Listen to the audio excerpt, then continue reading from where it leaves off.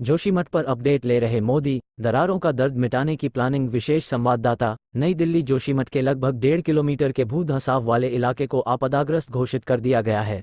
इस मामले में प्रधानमंत्री नरेंद्र मोदी खुद एक्टिव हो गए हैं। प्रधानमंत्री ने रविवार को उत्तराखंड के सीएम पुष्कर सिंह धामी से फोन पर बात की। धामी ने ट्वीट किया, प्रधानमंत्री खुद जोशीमठ की स्थिति और क्षेत्र में चल रहे सुरक्षात्मक कार्यों पर नजर बनाए हुए हैं। साथ ही उन्होंने जोशीमठ को बचाने के लिए हर संभव सहायता का आश्वासन दिया। उन्होंने ये भी कहा कि वह जल्द ही प्रधानमंत्री मोदी से जोशीमठ में एक एनडीआरएफ और 4 एसडीआरएफ की खुद देंगे। इस बीच टीम तैनात मुलाकात कर इस पूरे मामले की जानकारी प्रधानमंत्री के प्रमुख सचिव पीके मिश्रा ने जोशीमठ के हालात पर हाई लेवल बैठक की।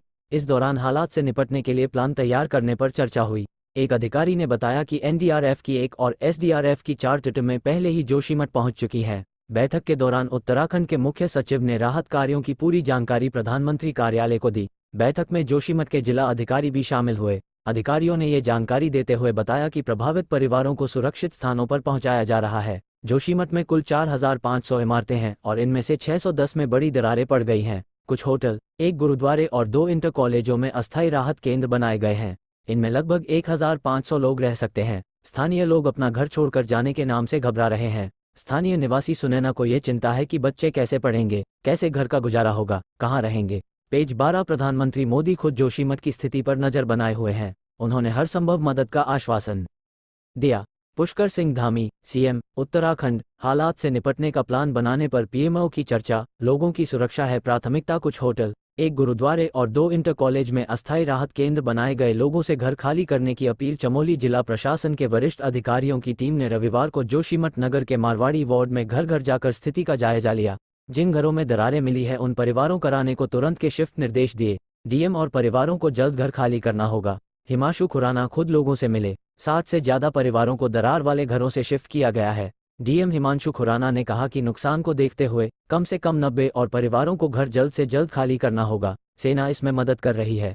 गढ़वाल कमिश्नर ने कहा, काफी समय से जमीन धंसने की घटनाएं धीरे धीरे हो रही हैं, लेकिन पिछले 1 हफ्ते में इसकी गति बढ़ गई है। दिल्ली हाई कोर्ट में भी अर्जी। समिति की मांग। जोशीमठ के मामले में दिल्ली हाई कोर्ट में भी अर्जी दायर की गई है। इसमें मांग की गई है कि एक रिटायर्ड जज की अगुवाई में समिति बने और केंद्र को निर्देश दिया जाए कि प्रभावित परिवारों का पुनर्वास देखा जाए। अर्जी में दावा किया गया है कि 60 से ज्यादा परिवार शहर से चले गए हैं, जबकि कई वहीं रुककर अपनी जान जोखिम में डाले हुए हैं या फिर वे इस सर्दी में वैकल्पिक आवास की तलाश कर रहे हैं। पीटीआई। जोशीमठ के कई घरों और इमारतों में आ रही दरारों के कारण लोगों को अपना घर खाली करने की सलाह दी जा रही है। स्थानीय लोगों को चिंता है कि वह अब कहां रहेंगे और बच्चों की पढ़ाई पर भी इसका असर पड़ेगा। आज पहुंचेगी केंद्र की एक सेट टीम। भू धंसाव की स्टडी करने के लिए केंद्रीय जल शक्ति मंत्रालय की ओर से बनाई विशेषज्ञों की टीम सोमवार को जोशीमठ पहुंचेगी। ये टीम रविवार शाम को ऋषिकेश पहुंची।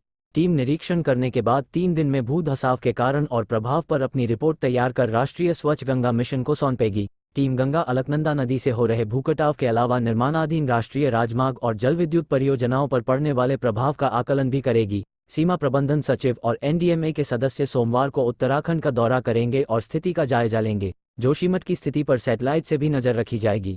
उत्तराखंड सरकार ने National Remote Sensing Centre NRSC Hyderabad और Indian Institute of Remote Sensing LRS Dehradun से आग्रह किया है कि इन तस्वीरों से एक रिपोर्ट सौंपी जाए। लोगों को घर खाली करने पड़ रहे